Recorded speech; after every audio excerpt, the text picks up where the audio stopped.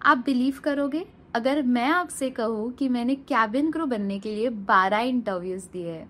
हाँ, मैं 11 बार रिजेक्ट हुई हूँ और 12th अटेम्प्ट में फाइनली मुझे मेरी ड्रीम जॉब मिली है।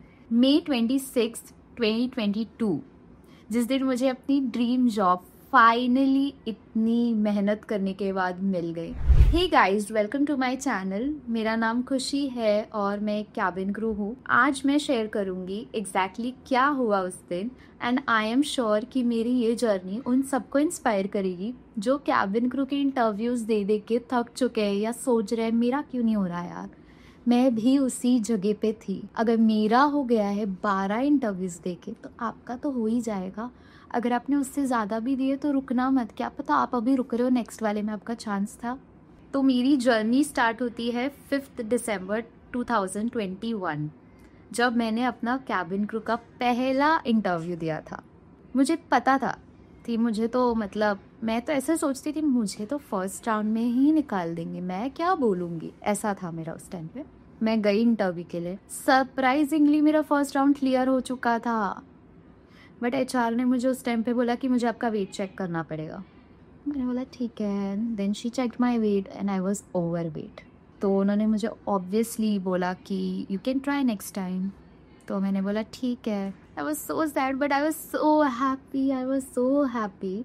मैं दुखी होने से ज़्यादा खुश थी रिजेक्ट होके भी, क्योंकि मुझे लगा था मुझे तो कोई फर्स्ट राउंड में भी सिलेक्ट नहीं करेगा। हमारी गलती ये होती है कि हम खुद पे ही बिलीव नहीं करते।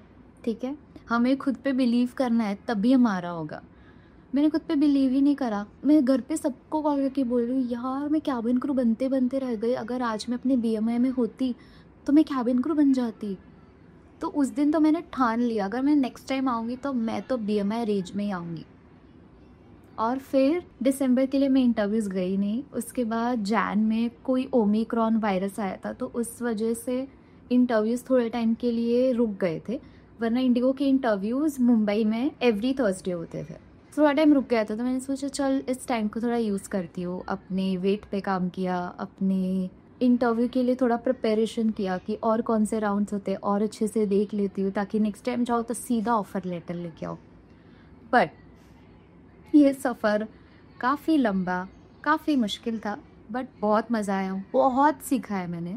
आई एम थैंकफुल टू गॉड कि मैं 12 बार रिजेक्ट हुई, वरना मैंने जितना सीखा है उस टाइम पे मैं बहुत सैड भी होती थी, डीमोटिवेटेड भी होती थी, जो हर कोई होता है, मुझे पता है आप भी हो, बट आज के बाद नहीं। मेरी वीडियो देख ली है। मुझे चाहिए तुम सब मोटिवेटेड रहो, तुम सब कैबिन क्रू बनोगे चाहे कितना भी टाइम लग जाए। फिर मैंने एवरी थर्सडे इंटरव्यू देना स्टार्ट किया। बीच बीच में तो मैं अपनी घर पे ही बैठ जाती थी कि अब मुझे नहीं जाना, अब बस हो गया। फिर मैं अपने 4th अटेम्प्ट में लिटरली फाइनल राउंड तक पहुंच के रिजेक्ट हुई, इमेजिन। और उस दिन भी मैं खुश थी कि मैंने मम्मी को कॉल करके बोला कि मम्मी मैं फाइनल राउंड तक पहुंच के रिजेक्ट हुई हूँ, मतलब मैं इतनी आगे आ सकती तो अगली बार में तो मैं बन ही जाऊँगी। मैं इतनी पॉजिटिव कैसे हो गई यार। उस टाइम का मेरा पॉजिटिवनेस ही अलग था थोड़ा। और फिर उसके नेक्स्ट वीक इंटरव्यू ही नहीं हुआ इंडिगो का मुंबई में, तो मुझे लगा अब इंडिगो ने आना बंद कर दिया शायद मुंबई। तो हमने टिकट निकलवाया पुणे का। पुणे गई मैं। पुणे में मैं फर्स्ट राउंड में रिजेक्ट होके आ गई। मैंने बोला यार क्या यार, बट ठीक है। उसके बाद भी कुछ नहीं, खाना पीना खा के आ गए फिर मुंबई। उसके बाद इंटरव्यूज़ पे इंटरव्यूज़ दिया, बट जितने भी बार मैंने फर्स्ट राउंड के अंदर इंटरव्यू दिया मैं बीएमआई प्रॉपर हो चुका था, तो इसे मैं कभी भी सेकेंड राउंड में रिजेक्ट हो ही नहीं रही थी, हमेशा थर्ड राउंड में रिजेक्ट हो रही थी। तो इसके बाद मैं थर्ड राउंड में रिजेक्ट होती गई, कभी कभी फर्स्ट में भी होने लग गई। और लिटरली एचआर मुझे जानने लग गए थे कि ये लड़की एवरी थर्सडे आती है। फॉरगेट एचआर, जो क्रू भी आता था ना वो भी जानने लग गए थे। क्रू मतलब जो कैंडिडेट्स आते थे इंटरव्यू देने के लिए वो भी मुझे जानने लग गए थे कि बेचारी एवरी थर्सडे आती है। ठीक है, अभी मैं आपको अपना कैबिन क्रू एक्सपीरियंस बताऊंगी 26 मई 2022, जिस दिन मैं फाइनली आफ्टर 6 मंथ्स सिलेक्ट हो गई फाइनली। तो मेरा एवरीडे रूटीन था, मैं घर से, बट जितने मेरे 11 अटेम्प्ट्स थे सब में मैंने यही सोचा था कि नहीं हुआ तो ठीक है अगली बार चली जाऊंगी। बट जो मेरा 12th अटेम्प्ट था, I feel that was the day जिस दिन मैंने अपने आप में बिलीव किया। उस दिन मैंने सोचा यार अब तो बस हो गया, अब तो मैं ऑफर लेटर लेके ही घर आऊँगी, और वही हुआ। You have to believe in yourself. वो मुझे उस दिन रियलाइज़ हो गया। मैं घर से निकली, नॉर्मल रूटीन, मैंने लोकल ट्रेन पकड़ी और मेरा एक रूटीन था, मैं बैठते ही एक वीडियो देखती थी एक क्रू का, जो मेरी इंस्पिरेशन थी बिकॉज उन्होंने 17-18 इंटरव्यूज़ दिए थे, तो उनका एक वीडियो था, तो मैं डेली वो वीडियो देखती थी, डेली। तो मैं बोलती थी ठीक है, अब इन्होंने 17-18 दिया तो मैं भी दे दूँगी यार, ऐसे सोचती थी। और डेली वो वीडियो देखती थी और इंस्पिरेशन लेके जाती थी। ठीक है, फिर मैं वेन्यू पे पहुंची और एज़ यूजुअल जो भी इंटरव्यूज़ दे चुके हैं उन सबको पता होगा कि वॉशरूम में बहुत नेगेटिविटी होती है जब हम रेडी हो रहे होते हैं।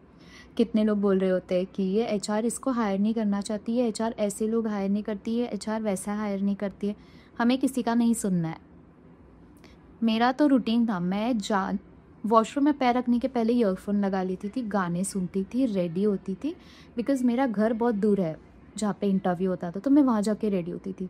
किसी की बातें नहीं सुननी हमें, ठीक है। इंटरव्यू हॉल में जाके कुछ पढ़ाई नहीं करनी, जस्ट बी योरसेल्फ। तो फिर मैं गई, मैं इंटरव्यू हॉल में बैठी और फिर मेरा चांस आया फाइनली। फर्स्ट राउंड था इंट्रोडक्शन राउंड। हम राउंड टेबल पे बैठे और एचआर ने मुझे लिटरली देखते ही पूछा, खुशी what happened, you went till the third round last time, so what happened. So I told her that I did not get selected, तो शी वाज लाइक ओके। और उस टाइम पे मुझे सब पता था कि फर्स्ट राउंड में कौन से क्वेश्चंस पूछते, क्योंकि मुझे इतना एक्सपीरियंस है इंटरव्यू जाने का। मे बी उनको भी पता था कि इसको सब पता है कि हम कौन सा क्वेश्चन पूछते, तो उन्होंने मुझसे क्वेश्चन नहीं पूछा। तो उन्होंने मुझसे 2 क्वेश्चंस पूछे थे। First question was why do you think you are the best candidate in this room, and the second question was why IndiGo. First question से मैं थोड़ी नॉट एक्सपेक्टेड टाइप था मुझे, क्योंकि मैं बहुत न्यू थी, तो मुझे थोड़ा ऐसा लगा था क्या बोलूँ, बट मैंने स्टिल बोल दिया, आंसर दे दिया मैंने। लकीली बहुत अच्छा आंसर आया मेरे दिमाग में। सेकेंड क्वेश्चन ठीक है, वो भी मैंने अच्छा खासा बोल दिया because skill I was already prepared. And then मेरे हाथ पे एक बर्थ मार्क है, जो मैंने सोचा था मैं फर्स्ट राउंड के बाद कंसील कर लूँगी, नहीं किया क्योंकि टाइम ही नहीं मिला।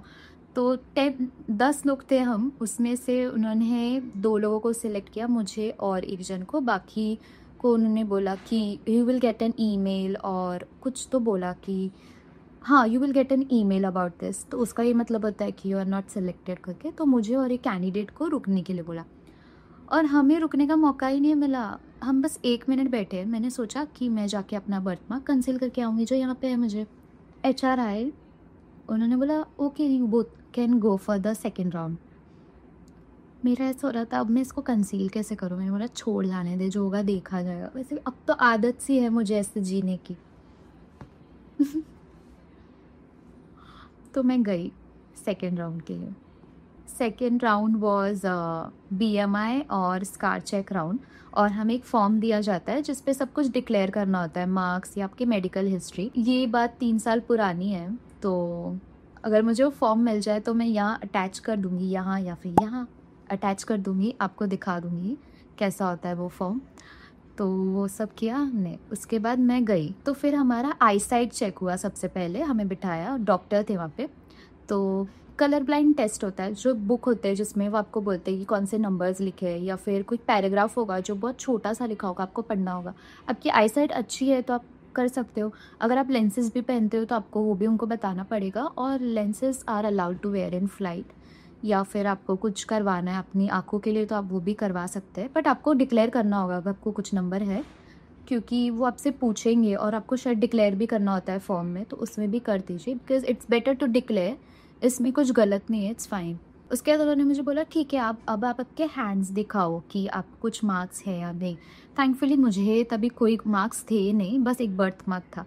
तो उन्होंने मेरा फेस पूरा ऐसे चेक किया, इससे करके पूरा इतना आगे आके पूरा। अगर आपने कुछ कंसील भी किया है तो आपको अपना मेकअप भी निकालने बोल सकते हैं। कुछ कुछ लोगों को बोला था, कुछ कुछ लोगों को नहीं बोला था उन्होंने, डिपेंड्स ऑन एचआर। और आप मना नहीं कर सकते, प्लीज़ मना मत कीजिए, अपना मेकअप किट कैरी कीजिए प्लीज़, क्योंकि अगर आपको मेकअप निकालने बोला तो आप थर्ड राउंड के लिए मेकअप कैसे करोगे, ठीक है। उसके बाद उन्होंने मुझे बोला ओके देन अभी आप ब्लेज़र निकालो and show me your hands. तो मैंने बोला ठीक है। तो मुझे उस दिन लगा कि मेरा जो बर्थमार्क है वो मेरे वॉच के पीछे है, वो मेरे वॉच के पीछे है। तो मुझे लगा ठीक है ना, वॉच तो वैसे भी ऐसे दिखाना होगा ना हाथ, तो ऐसे दिखाने में कहाँ दिखेगा उनको, ऐसे मैं सोच रही थी। लकीली उनको दिख गया। अगर उनको बाद में पता चलता ना तो वो स्ट्रिक्ट एक्शन भी ले सकते थे। इसलिए it is always better to declare some marks which are quite visible, and if it is concealable then please conceal it. Okay, मैंने ऐसे दिखाया और जब उन्होंने मुझे बोला ठीक है अभी आप ऐसे करो अपने हाथ, तो जब मैंने ऐसे किया तो ये वॉच नीचे आ गई, और ये तो अभी थोड़ी टाइट है, ये तब इतनी नीचे आ गई थी। उनको दिख गया मेरा बर्थ मार्क। तो उन्होंने बोला ये क्या है, did you cut your hand और वॉट? तो मैंने बोला नहीं, मैंने अपना हाथ वर्थ नहीं काटा है, ये मेरा बर्थ मार्क है। तो she was like are you sure? बोला हाँ I am sure, this is my birth mark. उसके अलावा तो मेरे कोई मार्क्स थे ही नहीं। पैर पे भी वो चेक करते बिकॉज आप स्टॉकिंग्स पहनते हो, कभी कभी आपको वो स्टॉकिंग्स उतारने भी बोलेंगे, ठीक है। तो उन्होंने एचआर को बुलाया जो फर्स्ट राउंड के एचआर थे। तो उनको मेरा फेस याद था क्योंकि मैं एवरी टाइम आती थी। तो उन्होंने मेरा बर्थ मार्क देख के बोला खुशी ये बर्थ मार्क तो आपको पहले नहीं था ना? तो मैंने बोला नहीं पहले भी था। तो शी आस्क्ड मी तो पहले तो क्यों नहीं दिखा? मैंने बोला पहले मैं कंसील करती थी। तो उन्होंने बोला ठीक है तो जाओ अभी फिर से कंसील करके आओ। मैंने बोला ठीक है। तो उनको मैंने कंसील किया और दिखा दिया। बट ठीक है it's okay, I feel birth marks are still fine because birth mark आप कुछ कर नहीं सकते, and please don't remove your birth marks.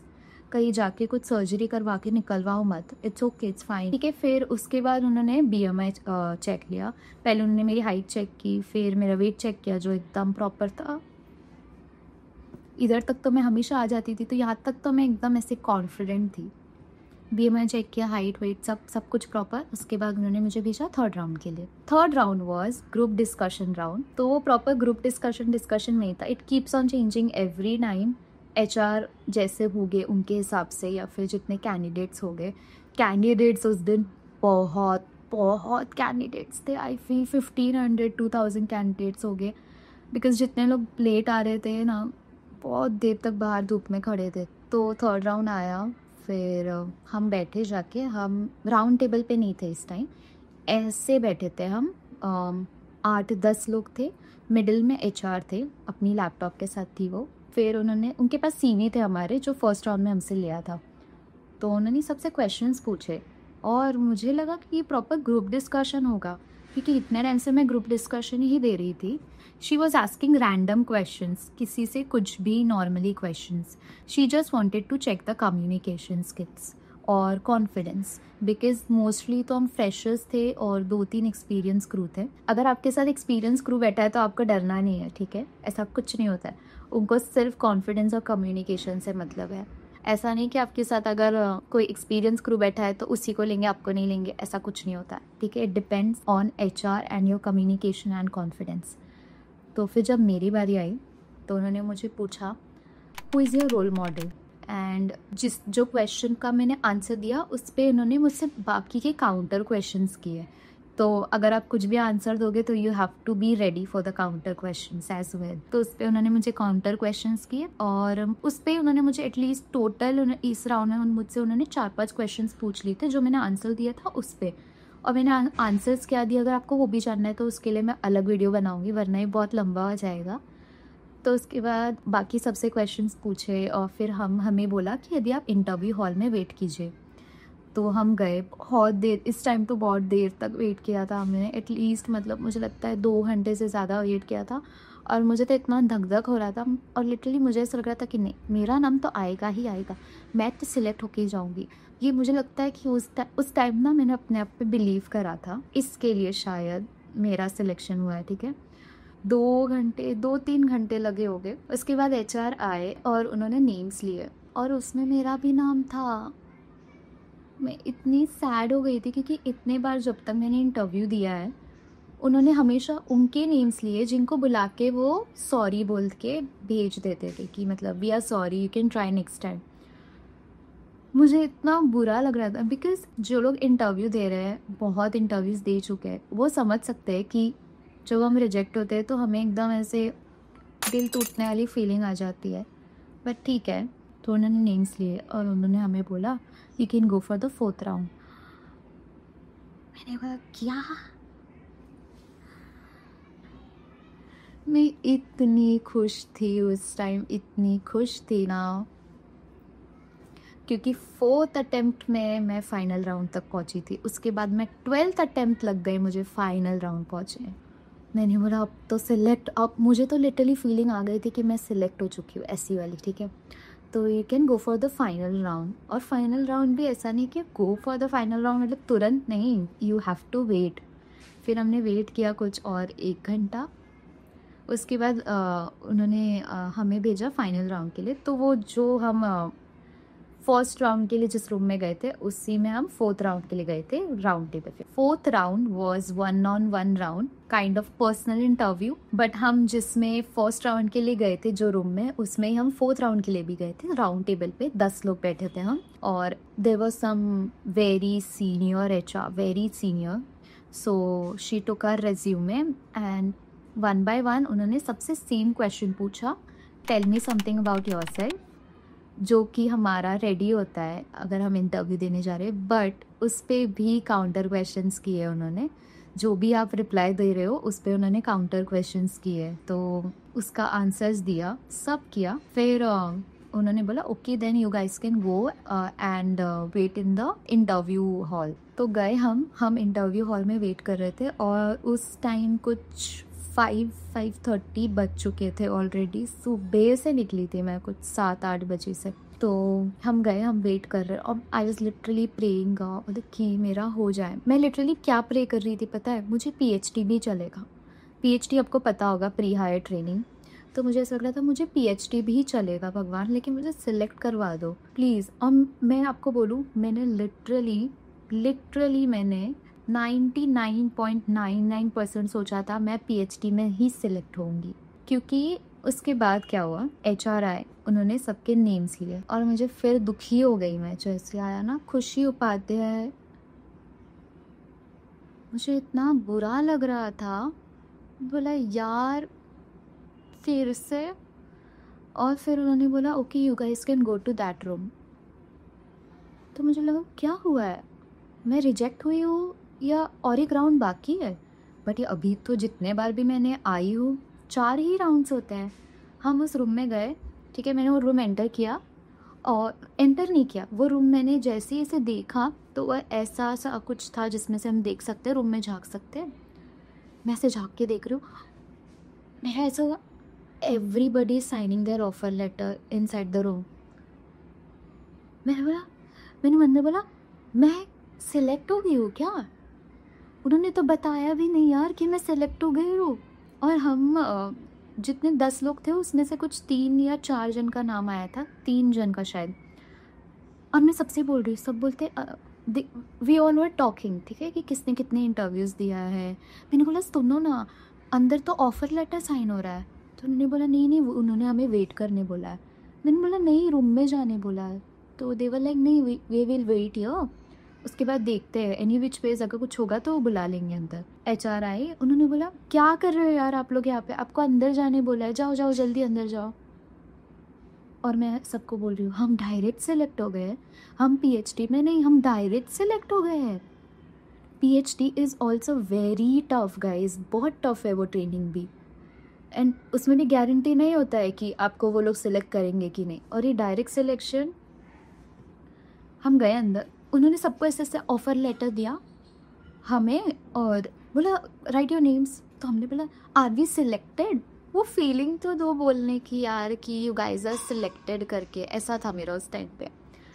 May be because they वर इन अ हरी, तो उनको करवाना था क्योंकि उनकी फ़्लाइट्स भी थी, उनको फटाफट जाना था। तो we were the last batch, and in the end we were only 12 और 14 ऑफ अस। हमने स्टार्ट किया था हज़ारों में, और लास्ट में हम सिर्फ 14 लोग थे, 12 से 14 लोग। तो मैं एकदम शॉक थी, क्योंकि मुझे लगता ही नहीं था कि मैं कभी, मतलब 1000 में से कोई मुझे क्यों लेगा, मैं भी ऐसे ही सोचती थी, ठीक है। तो उसके बाद उन्होंने हमें ऑफ़र लेटर दिया, मेरे पास है वो ऑफ़र लेटर, मैं यहाँ अटैच करूँगी उसको। वो मतलब मेरा ड्रीम था, एकदम ड्रीम एकदम। मैं लिटरली लोगों के स्टोरीज़ में देखती थी कि सबके नेम्स लिखे होते थे। मैं सोचती थी यार मेरा नाम कब आएगा यहाँ पे? मैं वो स्क्रीनशॉट लेके मैं ऐसे देखती रहती थी कि मेरा नाम कब आएगा यहाँ पे। Literally I was clicking pictures, तो मैम मुझे बोलती, Khushi click the pictures afterwards, we have a flight, we want to go. मैं बोला ओके ओके, बट वो मेरे को चाहिए था यार कि मतलब एक दिन मैं भी अपना देखूँ फ़ोटोज़ और खुशी से एकदम। उस दिन मुझे एक चीज़ समझ आई कि रिजेक्शन कभी फेलियर नहीं होता है। हर रिजेक्शन ने मुझे बहुत स्ट्रॉन्ग बनाया है। आई स्वेयर, जब मैं ये बोल रही हूँ मैं बिल्कुल झूठ नहीं बोल रही हूँ। हर रिजेक्शन ने मुझे बहुत स्ट्रॉन्ग बनाया है। उस टाइम मुझे कभी रियलाइज़ नहीं हुआ, बट जब मैं सेलेक्ट हुई तब मुझे रियलाइज़ हुआ है कि मैंने कितना ग्रो किया है लाइफ में उस 6 महीने में। अगर मैं 11 बार रिजेक्ट होके 12th अटेम्प्ट में सिलेक्ट हो सकती हूँ तो आप भी हो सकते हो। मुझे सच में ऐसा लगता है कि अगर मैं कैबिन क्रू बन सकती हूँ तो आप भी बन सकते हो। ये कोई एकदम हार्ड स्टेप नहीं है कि बहुत डिफ़िकल्ट है। हाँ, बट लाइटली नहीं लेना है। बहुत वर्क करना है खुद के ऊपर भी, जो बहुत ईज़ी है। अगर हम जाते रहेंगे ना इंटरव्यू के लिए, हम सेलेक्ट हो ही जाएंगे। अगर मैं कर सकती हूँ तो आप तो कर ही सकते हो यार। सो प्लीज़, अगर आपका ड्रीम बड़ा है तो उसके लिए फ़ाइट करना छोड़ो मत। एक दिन आपका भी नाम अनाउंस होगा और आपको भी ऑफ़र लेटर मिलेगा, जो आपका ड्रीम ऑफ़र लेटर है, जो मेरा भी था, और आप सबको मिलेगा। मैं मिलती हूँ आपसे नेक्स्ट वीडियो में। Till then, please believe in yourself and keep going for interviews, and I'll see you on board. Till then, please like this video, comment down your doubts so that I can make a video on that. Subscribe to my channel and please click the bell icon below and share it with all the aspiring cabin crew members. And I'll see you on board. See you in my next video. Bye bye.